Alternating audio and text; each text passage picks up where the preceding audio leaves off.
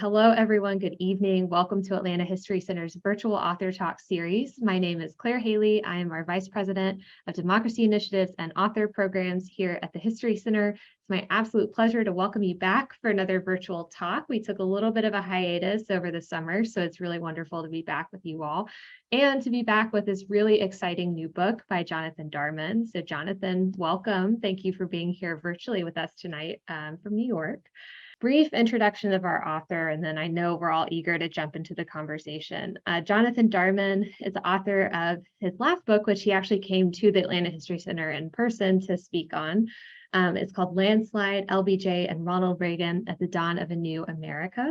He is a former correspondent for Newsweek, where he covered national politics, including both John Kerry and Hillary Clinton's campaign. So Jonathan, welcome. Thank you for being here with us virtually. Hi, Claire. It's so great to be with you. I'm glad that so many people are joining from around the country, and I'm especially glad to be with everyone there in the Atlanta area because Georgia and Warm Springs in particular is really at the heart of the story that I tell in the book, and in a lot of ways, as we'll discuss, sort of at the heart of what FDR was able to achieve as president. So it's nice to be with you all. Mm-hmm. Thank you. So the first question kind of alludes to what I brought up earlier. So FDR, obviously extremely consequential president, to say the least, really shaped so much of modern America. But as a researcher, when you're approaching someone like that, how did you find your way into this story of this person who's already maybe seems so well known, but there is always something new to uncover about him? What drew you to this story?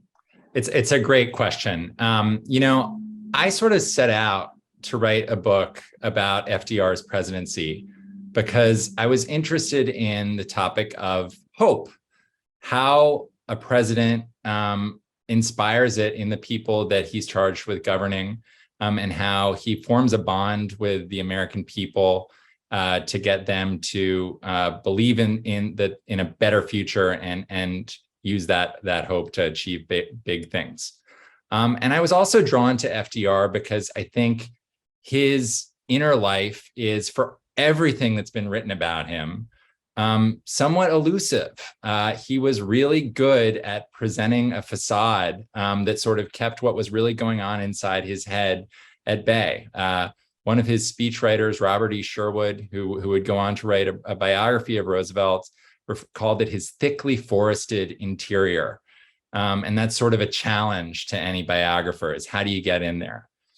So I thought I was going to write a book about FDR's presidency. And frankly, I thought I was going to do polio in half a chapter because I thought, everyone knows that FDR had polio, and the sort of main significance of that was the efforts that he made to conceal the extent of his disability from the public.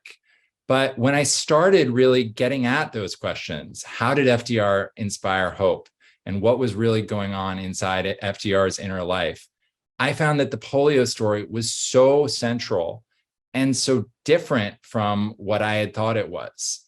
I think I always thought of FDR as sort of the quintessential political natural, someone who was born with all the qualities you need to be a great president.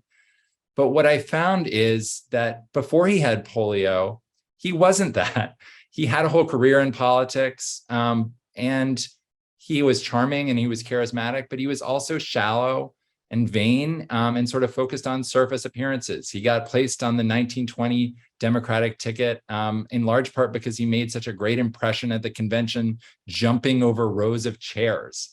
And it's only when he gets polio at age 39 and his life is upended and all his plans for the future are thrown aside that he's forced to sort of develop totally new qualities of character that he's never had before, like empathy, and like strategic thinking, and like a genius for hope, and inspiring it in others that are going to be the things that he uses to lead the country through the Depression and through World War II. And for me, the book really came together when I started looking at correspondence that FDR had with other polio patients. And that started in the early days after his diagnosis was announced to the public in 1921. People wrote letters to him asking advice about what he was doing to seek treatment and rehabilitation. But other polio patients also wrote to him offering their own advice to him. One man I recall reading a letter described how he had been in a hospital for 7 years, and he was still paralyzed. And he talked about the ways that fear and anger and shame had impeded his recovery. And he said in his letter to FDR, he said, "Mr. Roosevelt, whatever you do, don't worry. It won't help any." And I remember reading those words, and it was sort of like my book just opened itself up to me, because I could see the clear line from that to the only thing we have to fear is fear itself. It's just so fitting you pulled out that quote in particular, because that's the one I wrote down. It's the one that stuck with me, from the gentleman, I think he was a railroad worker in Michigan, who wrote that letter. So I'd love to dig into those letters a little bit more in a minute, because those are something I had never personally, I just didn't even know existed. And it was such an intimate and different side of this really famous but famously hard to know person, that just really showed a lot of vulnerability that you almost can't show when you're a president or a public figure. But just to kind of situate us in this conversation about what makes his transformation so significant, can you tell us just a little bit about Franklin Roosevelt's upbringing? What kind of family he came from, who his parents were, just to help us understand how he arrived at this moment and how he got into politics in the first place. Because as you say, that anecdote at the beginning about him jumping over the convention floor and grabbing this banner and waving it around is just so ridiculous in so many ways, that was how you got, notoriety as a politician at that time. But he was really riding out his good looks and his youthful charm as much as he could. So who were the Roosevelts, and what kind of upbringing did FDR have? Yeah, I mean, I think most people know FDR is the Roosevelts are the sort of quintessential aristocratic American, Northeastern American family. And FDR was born in 1882, and he's raised at his family's sort of baronial estate in Hyde Park, New York. And the hallmarks of his upbringing are privilege, and intense affection from both his parents, his father, James, and his mother, Sarah, who was sort of an 1880s version of a helicopter parent. She was just, other women of her class might have farmed out raising their children to nannies and governesses. She wanted to control everything and have him with her at all times. That has a profound effect on FDR, because it gives him a sense of his being very special. And it also sort of made him abide by Sarah's code of living.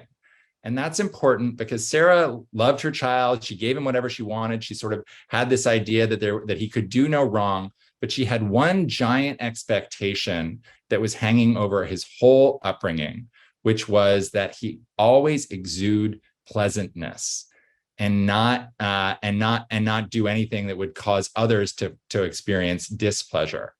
And that's where I think you see the roots of that facade that makes FDR a sort of Sphinx-like figure. And that's really his one of his oldest traits in a lot of ways. Another important thing about FDR's sort of pre-polio years and his family background to understand is the role of his fifth cousin, Teddy Roosevelt. So it doesn't sound like a close family relation, but if you look at the sort of timeline, when FDR is in college, Teddy Roosevelt is catapulted into the presidency after the assassination of William McKinley. And that's important because it's this moment in FDR's life where he's sort of trying to figure out what his own path is going to be and how he can find some kind of place of accomplishment and glory in the world. And all of a sudden, he has this famous relation who is the most talked about person in the country and the sort of hero of everyone FDR knows. And FDR sees that and he thinks, that's what I want to be. And he very carefully in the years that follow sort of sets about trying to achieve all the steps on the ladder that Teddy took on the way to becoming president. So he goes and he serves in the New York State Legislature. He gets appointed in the Wilson administration to be Assistant Secretary of the Navy, which had been the job that Teddy Roosevelt had at the outset of the Spanish-American War. And it's very intentional. It's this idea that if I just follow Teddy's path, someday I'll get all the things that Teddy had, which is why getting polio at age 39, which takes away his chance of being another Teddy Roosevelt, is such a huge unexpected obstacle for him, because it's really going to force him to say, the path that I had is no longer viable. What's next? Yeah, I loved reading that he was kind of checking boxes in a way, but then when he gets to the box about, leave the or assistant secretary of the Navy position to go to war, he's like, I don't know about that, because Spanish-American War, a little bit of a different story than a World War I, but nonetheless followed that playbook. So in addition to just him, kind of almost going through the motions and pursuing these like kind of next steps in his journey to be president, I'm not trying to judge, a young politician, Franklin Roosevelt, too harshly, because, we're all developing principles as we, age and gather more knowledge and more wisdom. But he seemed to me to be attractive, energetic, good politician, but a little lightweight on principles. Who was FDR in terms of any kind of policies he was pursuing, or was he more just trying to reflect what people expected of him back to them, and that was more of his political strategy in those early days? I think he saw himself as a man of principle. He was raised by a father, James Roosevelt, who, I think was in a lot of ways a wonderful man, and really talked about the importance that you had if you were born into a position of privilege of helping others. And that was important in FDR's mind, and that was reflected in the politics that he sort of ostensibly subscribed to. He was a progressive. But I think this idea of service to him was always quite abstract. It was something that he was going to do once he could achieve the high position. So what that meant was, practically speaking, he was focused on the advancement of his career rather than things that he could do immediately to help other people. I think in contrast in a lot of ways to the younger Eleanor Roosevelt, who was someone who was drawn even in her youth, before she had an idea of public service being her calling, to going out and finding ways that she could help people who had less than she did. So tell us a little more about Eleanor Roosevelt, because one thing I love about this book is that you really explore not only how this polio diagnosis and this experience of going through that tragedy and that struggle influenced Franklin Roosevelt, but it also, touched everyone in his life around him, including Eleanor to a very significant degree. So before we get into how she changed, again, who was she? A little bit about her background. They were distant cousins. She was Teddy Roosevelt's niece, but she had quite a different upbringing than Franklin Roosevelt did. She certainly did. I think of the Roosevelts, Franklin and Eleanor Roosevelt, as people who sort of on paper seem like a perfect match. They come from the same family. They have the same last name. They know all the same people. They've gone to all the same places. Their parents were not only related to one another as distant cousins, they were friendly.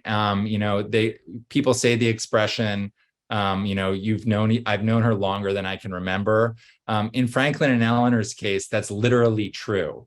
The first time when Eleanor comes in her late teenage years to visit Franklin as a potential romantic interest, Franklin's mother reminds her of like her first visit to their house where she was a toddler, walking around. So they seem like they should be a great match. But then when you look closely at who they are, on the inside, they're really sort of fated to be completely, incompatible in a lot of ways. Because if the sort of rule of Franklin Roosevelt's early life was that intense and ever-present love of his parents, the rule of Eleanor Roosevelt's early life was trauma and this sort of absence of love. Her mother and her father were both troubled people. They both died young, and it creates in Eleanor this sense that love is this thing that is scarce, that you need to hold on to it because there might not be more of it to come. Whereas Franklin always thinks of love as something that's in endless supply, and the more of it you give, the more of it you get. So the equation, like linking the two of them in love, is never going to add up. And in the early years of their marriage, where my book begins, actually after they've been married for a while and had 6 children, 5 of whom survived, you're starting to see where the effects of the incompatibility, are really taking their marriage to a catastrophic place. And not only their marriage to a catastrophic place, but Eleanor in those early years tries very, very hard to be the wife, a good politician's wife, what that looked like in sometimes very insulated societies. And so what I thought was so interesting, and what we can talk about too, is how during polio, right? She starts to find her own independence and her own voice. That partially comes from the fact that Franklin can't be running around as much as he used to be able to, right? That's very interesting. But let's talk about the actual moment when Franklin Roosevelt is stricken with polio. So at the time, it was often called infantile paralysis because it usually struck children. You talk about the polio outbreaks that have been happening for many years. People were very scared of this disease. They didn't quite understand how it was transmitted. They thought flies had something to do with it. And Franklin had expressed, fear that his children were going to be stricken by it at one point as well. But they're at an island. It's off the coast of Canada, right? It's actually a Canadian island off of the coast of Maine. Okay, I had that reversed. Canadian island off the coast of Maine. It's very remote. You go through Maine to get there, but you're in Canada when you're there. Yeah. Okay. So very remote place. There's no good place to get polio, but I can't imagine this is, a good one. So what happened? Where did he get it? Especially at 39 years of age, not unheard of, but not common. And what were those early days like of the disease? How did he progress? So as best as we know, he got polio at some point in the summer of 1921 when he's 39 years old. And most likely he got it while he was on a visit to a Boy Scout camp, where he was a sort of patron of the Boy Scouts, and he went with some other patrons to visit this camp. And he probably came into contact with water during that trip, where there was polio virus present, and it entered his system then. That's about 2 weeks before he really takes gravely ill on Campobello. In the days following that, he leaves that trip had been near New York. He leaves the New York area. He goes to join his family on Campobello, which, as you say, is one of the most remote places on the eastern seaboard. And it's there that he takes gravely ill.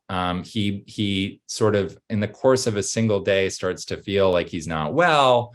And he's not really of the type to complain about things, but he just goes to bed without dinner.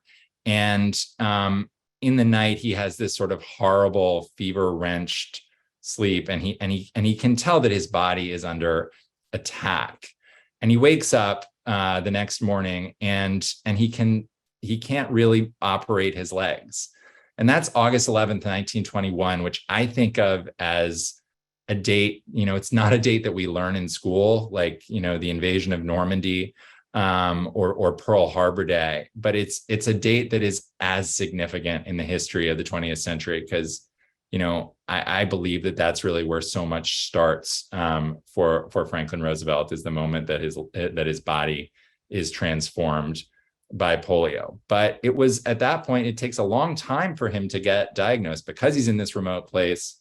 And it takes them about 2 weeks for them to get the right diagnosis on the island, during which he's gravely ill. They worry that he might die. And then finally, when he gets diagnosed with polio, it is, as you described, sort of the scariest diagnosis you can get in that moment.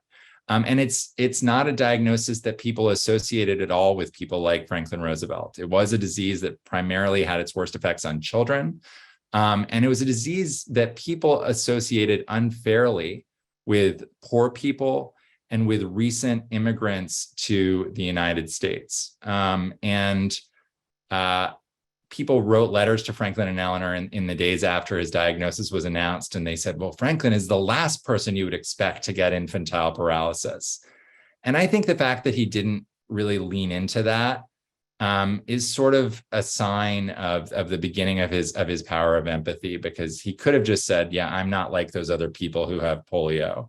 And instead, he starts to form a bond with other polio survivors. It's going to be so important in him as he changes in the years that follow.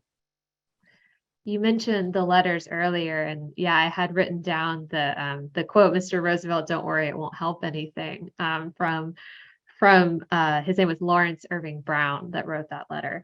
Right. But talk a little bit about how, okay, so I'm sure there was a period of denial from Roosevelt's personal perspective. It seems like something we would all go through, right? Especially after receiving such a scary diagnosis and such frightening symptoms. But how did he go from that initial phase, once he was well enough to kind of start thinking through things? He had a really difficult transportation from this remote island, back to New York. So to convalesce in a hospital for a few weeks. And so once he kind of gets through that initial stage where he starts to realize that this isn't going away, that he's not going to make a miraculous, he kept thinking he'd make a miraculous recovery, but he realized it wasn't going to be quick or guaranteed. What did you see in your research about how he made the transition to accepting the diagnosis and reaching out and starting to form community with other people who, as you mentioned, were often quite different from him and had come from quite different experiences and backgrounds? Yeah. I think a big part of it is sort of understanding what he's presenting to the world and then what's going on inside of his head. So he, as you say, they got him back to New York from Campobello. He's admitted to a hospital, and they announce to the press that he's been diagnosed with infantile paralysis. And that's really the early stages of what's going to be a pattern for the next decades of deception around Franklin Roosevelt's condition. So the first story in the New York Times about his infantile paralysis quotes his doctor saying, there's no need for anyone to have any worry about any kind of permanent disability. And anyone, especially that doctor at that point, knew that that was not the case. And what that does is a couple of things. It creates this sort of distance for FDR from the people that should be closest to him in a lot of ways, because the what's being told to the world about his experience and the reality of his experience are so far apart. So he's it's his nature to always make things seem like they're going to be fine. He writes, he responds to people's condolence letters and saying, "Oh, I'll be up and walking again in a matter of weeks or months." And then sometimes when people finally see him in person after hearing about this, they're stunned by how far from being able to walk he is. His running mate from the 1920 campaign, James Cox, came and visited him, and he'd been getting all these sort of glowing reports. And when he sees the condition that FDR is actually in, he starts to cry, and FDR is sort of humiliated by that. And as I really sort of read those letters and thought about that experience, it made me realize sort of how lonely that must have made FDR feel, because there's no one that's really able to understand exactly where he is.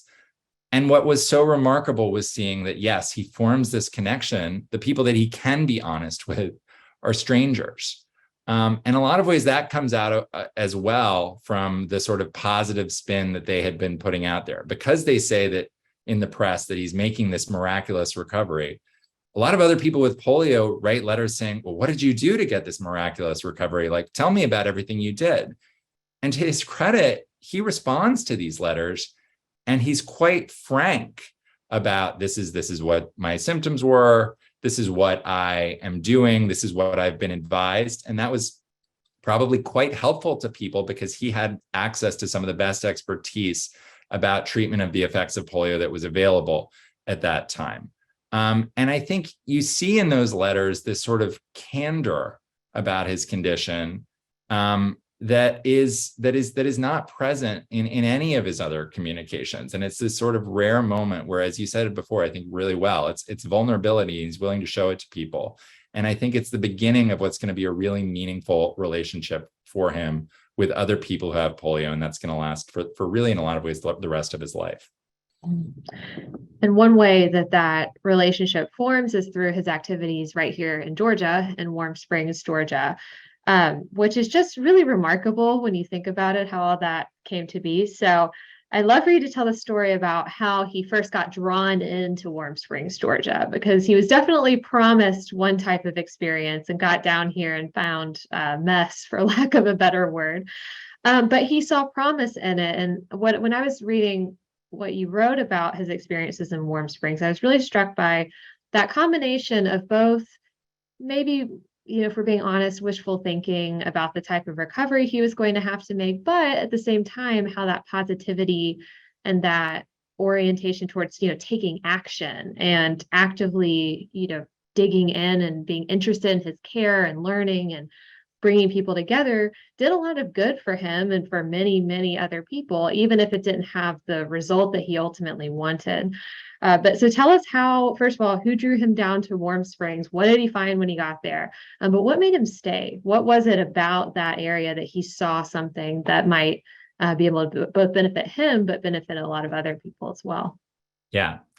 So he comes to Warm Springs for the first time in the fall of 1924. And that's 3 years after he was first diagnosed with polio. And by that point, he still has this idea that he is going to regain the ability to walk independently without the use of any kind of aid. And the doctors that are treating him are actually telling him that's quite unlikely at that point. So the reason he's drawn to Warm Springs initially is he hears about it as this sort of mystical, magical place where the waters have, for centuries, had this curative power. And he hears about another polio patient who had been swimming in the waters at Warm Springs and regained the ability to walk after having been paralyzed. So he's sort of drawn there as this place that's going to help him. And he gets there, and you're right, he encounters it, and it had been a sort of luxury spa resort decades before, but by the mid-1920s, it was in a state of disrepair.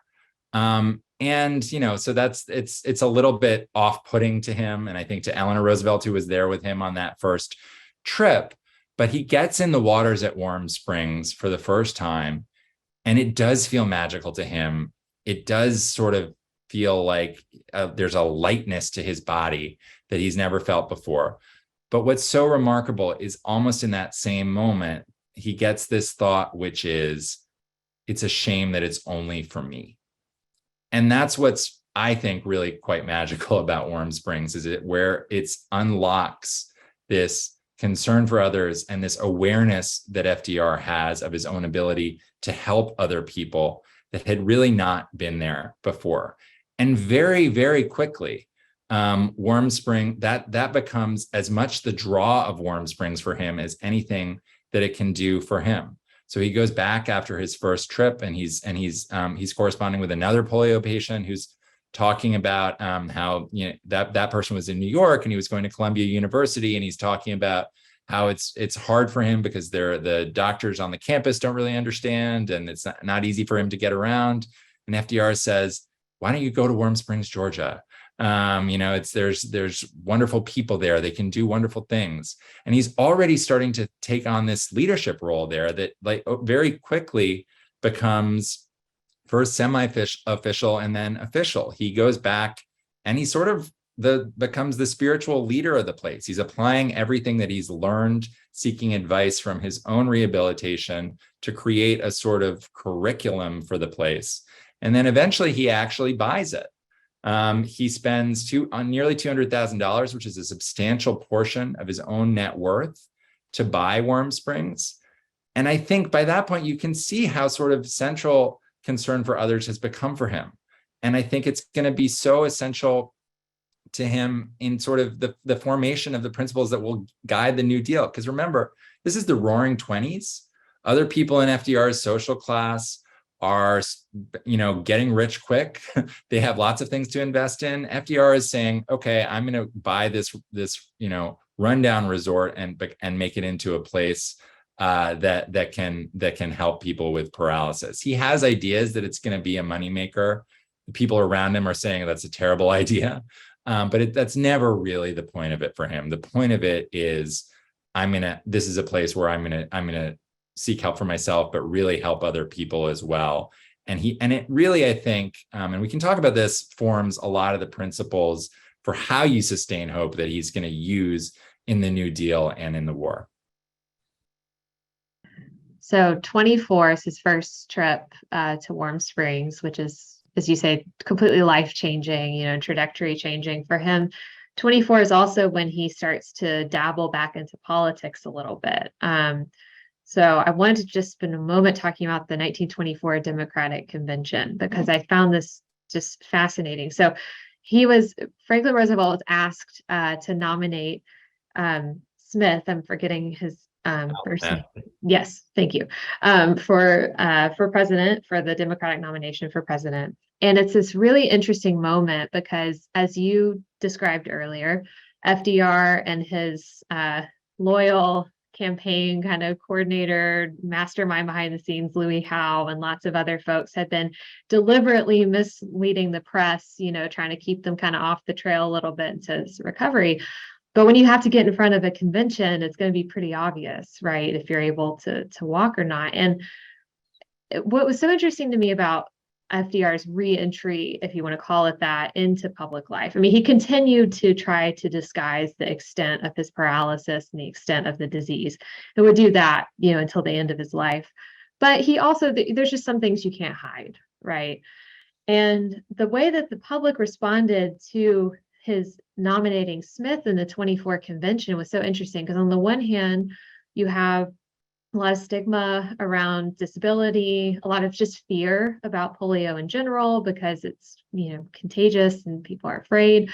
But it's also, people were really inspired by him and by the show that he put on at the convention. But then on the other hand, you have people for the entire rest of his political career that'll alternatively pull from his, the resilience that he's shown as inspiration, and then a couple of days later are picking at him for, not fulfilling what they view as what a, energetic, strong man is supposed to look like at that time. So can you talk about that contradiction a little bit and how he navigates that as he re-enters public life? Yeah, I mean, to me, it was one of the big surprises of looking at this period, because, I think, again, we're all sort of conditioned to think about FDR's polio as this thing that was hidden. And that was true in a lot of ways, as we've talked about. Like, they did go to elaborate lengths to conceal the extent of his disability. But particularly in the 1920s, and when he re-enters political life after this period of convalescence at the end of the 1920s and the early 1930s, polio is actually a big part of FDR's public profile. If you were reading anything about FDR in the 1920s, you knew that he had had infantile paralysis, and you knew that he was pursuing, that he was devoting a lot of his life to pursuing rehabilitation, first at Warm Springs and then elsewhere. But he's it's a big part of the FDR story. And even when he makes his political return, it's part of the sort of narrative that they're selling. It's that he's had this inspirational comeback that people can, and it's a way of humanizing him, is the way we would talk about it today. And I think, it's also, as you say, it was something that was used as an attack. So when he returns to the political stage as a candidate for the first time in the late 1920s, he gets nominated to be the Democratic candidate for governor of New York. And the next day, the headline in the New York Daily News is, they nominated a man on crutches today. And it's this idea that, isn't it, is a man with this disability going to be able to assume the responsibilities of office. And it's a conversation that I think in a lot of ways we would recognize today, as much as our thinking about disability has evolved, because it's this focus on weakness And again, I think in a lot of ways, the people who were sort of most ahead of the game on this were other people with polio. Early in the Roosevelt presidency, a Warm Springs patient wrote an essay where he talked about the things that, as he put it, able-bodied people misunderstood about FDR's polio. And he said, perhaps you cannot see that the paralysis, which has made us weaker animals, has also made us stronger men. And I think that's so, that is exactly what FDR's polio did for him. So the real story about what polio does for him in terms of deepening his character and strengthening his understanding of the world is something that was lost in his time, but I think that we can appreciate now. I love that quote that you just remarked. When I read that part in the book, it was like a punch to the gut in a way. It was just such a powerful way of putting it. So he returns to politics. He's going through all the things that you say he's going through. And 32, is when things really, really pick up for him in lots of important ways. And the country is in a terrible place. I mean, I think it's really hard to appreciate just how bad things were from our modern vantage point in the Great Depression. But it was just a terrible place. But how on earth does a candidate run on hope in a situation like that? And his, famous radio address in 32, the Forgotten Man speech, is often what it becomes paraphrased as. If you didn't know that Franklin Roosevelt had polio in his life, you would be thinking, how on earth does this person qualify as, how do they identify with being forgotten? But it was really that experience of illness and recovery and continuing struggle that acquainted him with other folks who fell into that category. So talk about his hope and that being his kind of driving force behind his presidency. How did he accomplish that in such a dark time in our nation's history? I mean, that you've just put it like that sort of, again, the question that I wanted to answer when I set out to write this book in a lot of ways. And you're right, in a certain sense, it's hard for us to imagine, but in other senses, it's not hard for us to imagine because these are the times that we're living in. I was working on this book and finishing this book through the pandemic, through the 2020 election and its contested aftermath and things, as things got very dark in this country. And I would look to, on certain days, to Roosevelt's 1930 campaign and say, how did he do it? Because, like if you look at the speech he gives when he's accepting the Democratic nomination for the presidency in 1932, he says, out of every crisis, mankind rises with some share of greater knowledge, of higher decency, and purer purpose. And, we're experiencing a number of crises today. And I think a lot of us would love to believe that we're going to come out of it somehow with purer purpose and higher decency and greater knowledge. But it's hard for us to see. And FDR said that in 1932, and people believed it. And I think that they believed it because he believed it. And he believed it because he had lived it in his own life. He had been through a great crisis and he had seen his way through to the other side, and he had emerged from it as a better person with a fuller understanding of his place in the world and his ability to affect positive change. And so, and I think, getting back to what we were just talking about, I think even what people knew about his polio was important in a certain extent. It's a big thing to say the only thing we have to fear is fear itself. And it's an especially big thing to say it if you're a privileged child from Hyde Park, to saying that to people in 1933 who can't put food on the table for their families. But those words resonated because I think people knew that FDR had seen fear in his own life and he had been able to stare it down and overcome. And I think that gave them some confidence that he would help them to do the same thing. So despite all of this, uplifting things, FDR was no saint. You're not, you don't hide that in the book. He still had a lot of issues. I laughed out loud when that quote from Truman that said, well, what is FDR like? He lies, was what Truman responds. So talk a little bit though about, polio did a lot for FDR in terms of helping him really transform his leadership and transform personally. But, we're all human. And so he continued to have some things that could make him seem aloof, conflict avoidant, hard to read, very Sphinx-like, as you said earlier.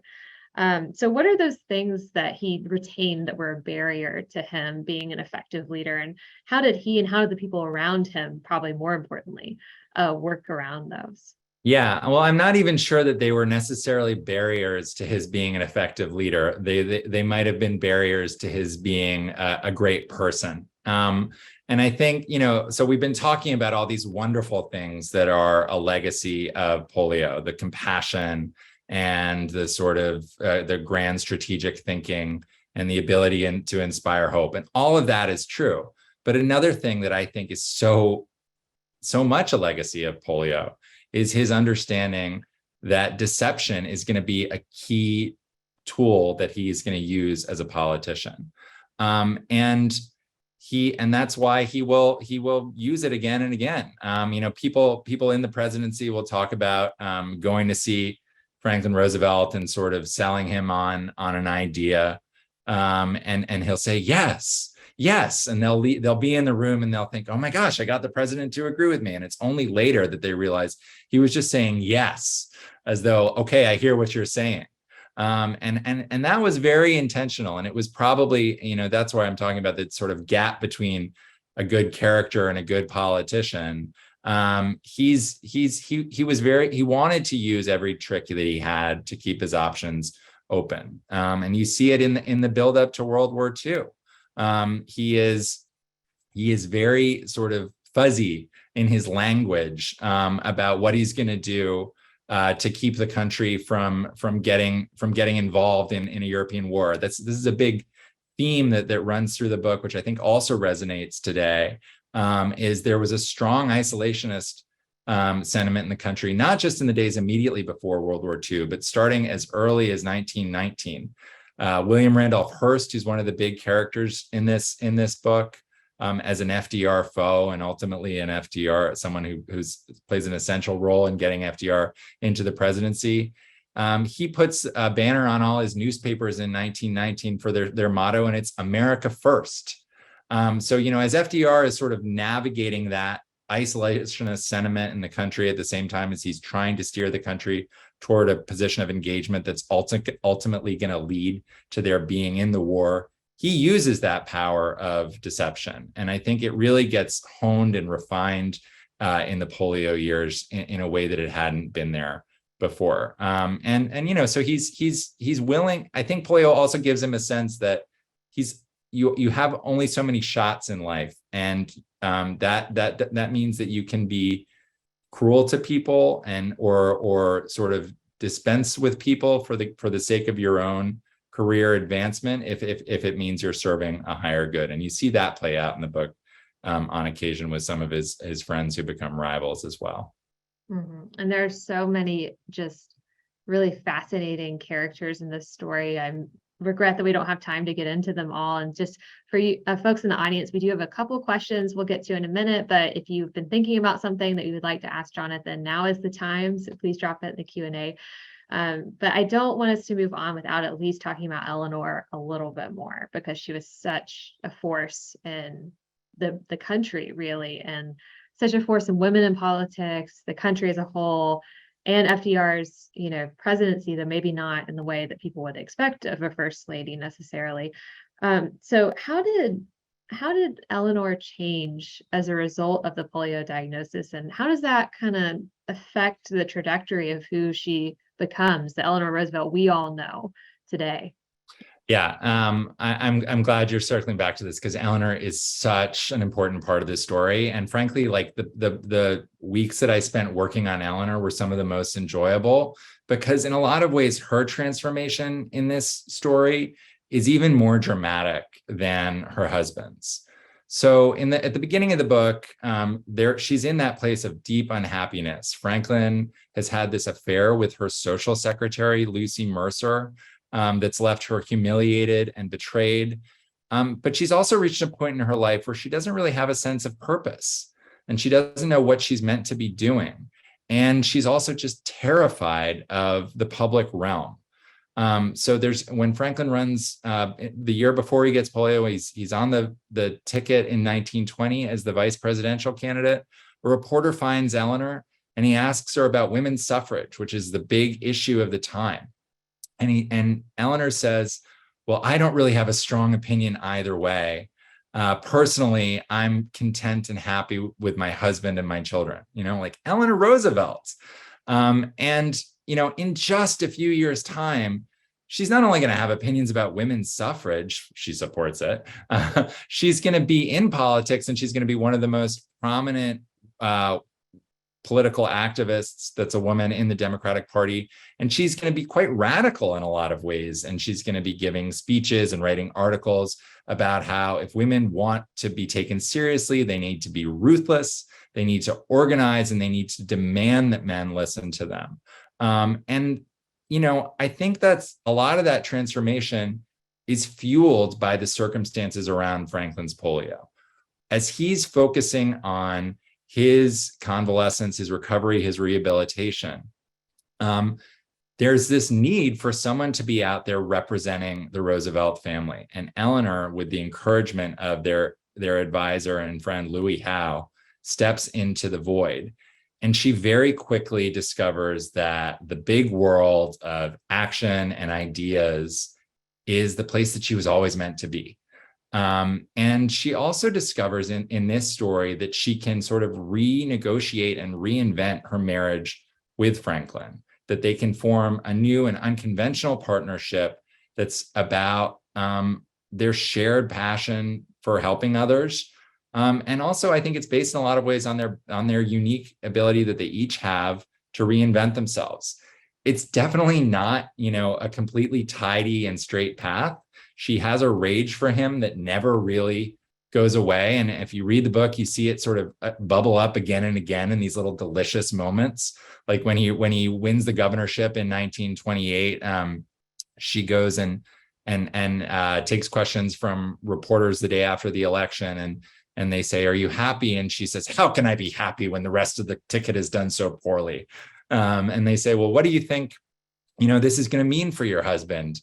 And she says, "I can't see how he'll be able to prevent getting fat." So she's often got this rage that bubbles up, particularly in moments where a change in Franklin's status is going to mean an essential sort of renegotiating of the arrangement that they have. But she always comes around because I think she can see how much polio has changed her husband's character and the amount of good that he can do in the world on causes that she believes in. Going to pull up a few audience questions here, and Jonathan and I, full disclosure, talked about this one before the talk, but I'm going to ask it anyway, because if one person's thinking it, a lot of people are. In light of the news out of the UK today about the death of Queen Elizabeth II, someone wanted to know if there was any FDR connection with her. So I'll toss that to you. Yeah, we're all obviously thinking about the Queen today. She was not the monarch when he was president. I believe the first president, American president during her reign was FDR's successor, Harry Truman.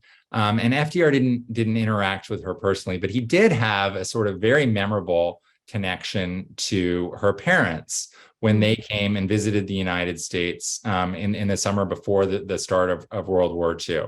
And there's a really meaningful sort of relationship there between those two families that in a lot of ways, Sarah Roosevelt, who I was talking about before, who FDR's very, very strong-willed and very proud mother, receives the King and Queen of England that summer, and she's sort of receiving them in her mind as equals, and not just because her son is the president, but because she thinks of the Roosevelts as a sort of equal-footed and aristocratic family. So there's not a direct connection between the woman who becomes Queen Elizabeth II and FDR, but there is a rich tie between the two families, which would have been present in her upbringing. Mm-hmm. Another question from one of our audience members. Let me see if I'm saying this right. Yeah, okay, this is interesting. So backtracking a little bit to Teddy Roosevelt's later years, just before he dies, a pretty nasty presidential election that he gets himself embroiled in and arguably splits the ticket for to allow Wilson to be president. But the question from our audience member, Benedict, is FDR idolized his distant cousin Teddy, a Republican, and yet FDR ran for the vice presidency as a Democrat just a year after Teddy had died. How did the split come to be the Oyster Bay Roosevelts versus the Hyde Park Roosevelts? It's a great question. So the FDR was always a Democrat, even though he idolized Teddy and he identified with Teddy in a lot of ways. The Hyde Park Roosevelts had been Democrats. They had switched to the Republican Party briefly around the time of the Civil War, but then they switched back to the Democratic Party in the aftermath of the Civil War, whereas the Oyster Bay Roosevelts stayed Republican. But I think that can seem like a bigger difference to us now than it was at the time, because both parties had sort of conservative and progressive wings. And the Oyster Bay Roosevelts were in the progressive wing of the Republican Party, and the Hyde Park Roosevelts were in the progressive wing of the Democratic Party. So in Franklin Roosevelt's mind, even though he's a Democrat, he's pursuing a lot of the same policy aims that his idol, his cousin Teddy, pursued. But there is a lot of friction there. I mean, and actually, you mentioned the 1912 election. Probably the member of the Roosevelt family who does best out of that election is Franklin Roosevelt. He goes to the Democratic convention in 1912, and he's dropping Teddy's name all over the place. My cousin Teddy thinks this. I heard Teddy's son told me this. And it sort of gets people interested in, we have a Democratic Roosevelt in our midst. And that becomes a big piece of his identity that he's going to use quite shrewdly in the next few years, is being a Roosevelt, but a Democrat. And it makes him attractive in the Democratic Party for as base a reason as Democratic Party bosses think that people who are what we would now call swing voters will see the name Roosevelt and just assume that he's Teddy or Teddy's son and vote for him, and when they might not be comfortable voting for a Democrat. And that helps Franklin's rise in a lot of ways. Mm-hmm. Thank you for that. One of our audience members really wanted to know that wonderful quote that you cited earlier, where it was from, the one that you cited about out of every crisis comes, I believe that was his inauguration, but tell me. It's his 1932. It's his 1932 Democratic acceptance speech. So it's this big dramatic moment, and it's famous in a lot of ways because it up to that point, the tradition had been that candidates stayed away from the convention if they were an announced candidate, and you didn't come and you didn't accept the nomination until weeks later in your own home. But FDR wants to make a big show of flying to the convention because he thinks the moment requires it. And it's also a way of battling back this sort of the talk that's in the air about his supposed weakness because of his disability. He makes a dramatic flight from Albany to Chicago, where the convention is, which was still a pretty risky thing to do in 1932. Mm-hmm. And that sort of, combats this idea that he's weak and that he's an invalid. He's going toward the problem. That's the message that he sends. But to me, what was really striking is the speech that he gives there, and he does say those lines. So it's if you want the precise words, actually, not to self-promote, but I have them pinned on my Twitter feed because honestly, they're words that I've come back to again and again to try and console myself in some of the darker days the last couple of years. Thank you. Another question from Edward in the audience. He wanted to know if you could talk a little bit about the New Deal programs that come out of Roosevelt's presidency, but specifically how his relationship with the South influenced how those programs developed and what direction those were taken in. It's the role of the South is super important. You all in Georgia are very important in our politics today. And Georgia was very important in the politics of the late 1920s and early 1930s. I think that, everyone knows that the Democratic Party in the 1930s was dominated by conservative Democrats from the South because there was sort of one party rule there. And we were talking before about sort of the downside of these years in FDR's character. And one of the essential lessons that he gets from these years is that the segregationist wing of the Democratic Party is something that he has to accommodate if he wants to be an effective leader. So one of the polls for Warm Springs, Georgia, is it gives him a sort of national profile and a profile in the South, a South that would otherwise have been probably quite mistrustful of someone named Roosevelt, who comes from New York State. So he's, Georgia really takes a lot of pride in him as a sort of native son or an adopted native son. And I think that as you look at the sort of gap between his progressive stance on a lot of social issues in that moment and civil rights, a lot of that comes from the experience of being in the South, the segregationist South, in the years where he's sort of doing his grand political re-education. We only have a couple minutes left, so I'm just going to apologize to the folks in the audience whose questions we're not going to be able to get to, but thank you all for sending them. They've all been very good. But two more to close out tonight. One is just more of a logistical question for you, Jonathan. That how long has this book been kind of in the incubator with the research? And if you're comfortable sharing what's next, I know folks are always interested. If you'd like to just enjoy the book for a while, we understand that too. If I had a good answer, I would share it with everyone. But I have an interesting. This book was in the incubator for a long time. I started working on it in the last year of the Obama presidency, and I think I really wanted to spend a lot of time. I wanted to write about FDR for the reasons that we talked about before, but I really wanted to find a story, as you said, that felt fresh. And that's why it took a long time just to find that story. And then when I found it, it was such a sort of gift in a lot of ways. So I'm taking my time again, looking for the next thing, because I like looking at figures that we think we know well and finding something that's a new way of looking at them. And that's really what a lot of the early part of research is about. And just some words to leave us with tonight. This question comes from James in the audience, and his question is, what can an aspiring politician in today's political and social environment learn from Franklin Roosevelt's story? Yeah, it's a great question. And I think, those words about how we can emerge from crisis is really the question that's on all of our minds in a lot of ways.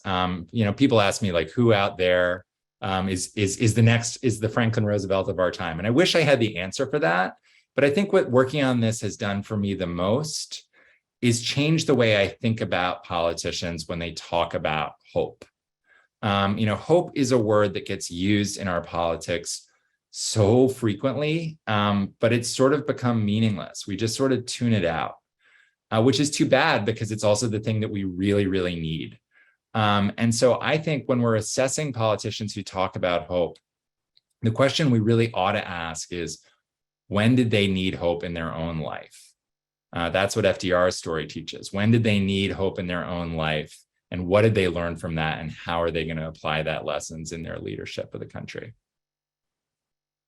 But Jonathan, thank you so much for joining us virtually tonight to share your thoughts. It was such an interesting conversation. The hour flew by, and we're just really grateful to you for spending some time with us here in Georgia. Yeah, it was a pleasure. And thank you to everyone for your great questions. And I hope you do read the book, because as you said, we just scratched the surface, and there's a lot of other little details in there that I think will really change the way we think about this iconic president. Mm-hmm. Thank you.